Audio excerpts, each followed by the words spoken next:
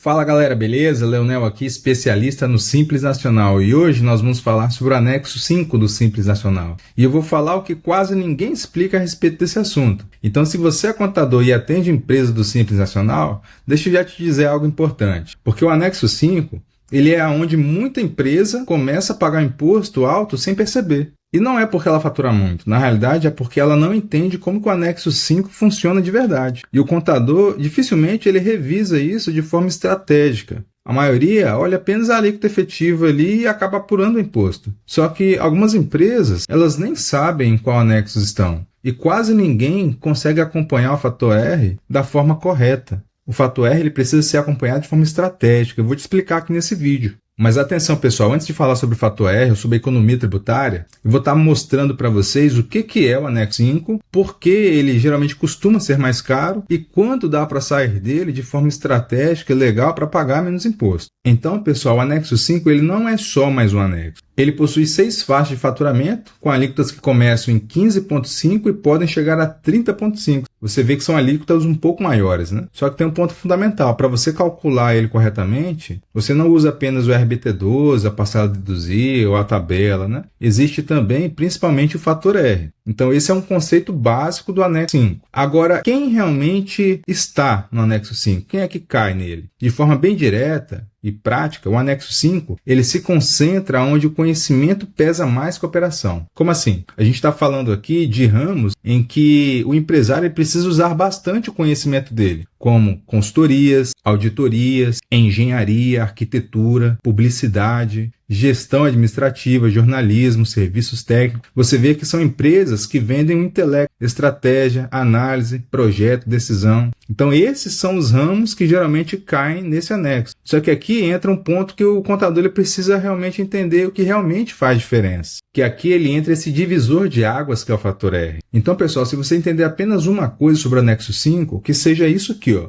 O anexo 5 ele não é definitivo. Grava isso. O anexo 5 ele não é definitivo. Porque existe o cálculo do fator R, que pode tirar a empresa do anexo 5 e levar ela para o anexo 3, onde as alíquotas são bem menores. E o fator R ele é simplesmente uma fórmula, só que tem um poderoso impacto. Então o cálculo é esse aqui, ó, folha de pagamento dos últimos 12 meses dividido pela receita bruta dos últimos 12 meses. Então se o resultado ele for igual ou maior que 28%, a empresa vai para o anexo 3. Só que se for menor que 28%, ela permanece no anexo 5. Ou seja, duas empresas idênticas, com o mesmo faturamento, podem pagar impostos completamente diferentes, apenas por causa da estrutura da folha de pagamento. E é exatamente por isso que o anexo 5 ele costuma pesar mais no bolso. Então presta muita atenção aqui do porquê que o anexo 5 ele costuma pesar mais no bolso. Pessoal, o anexo 5 ele é mais caro porque ele concentra o ISS mais alto. Ele concentra o CPP ou INSS patronal relevante. E ele não favorece empresas com uma folha enxuta. Então, na prática, talvez você já até viu isso no escritório. Empresas que faturam bem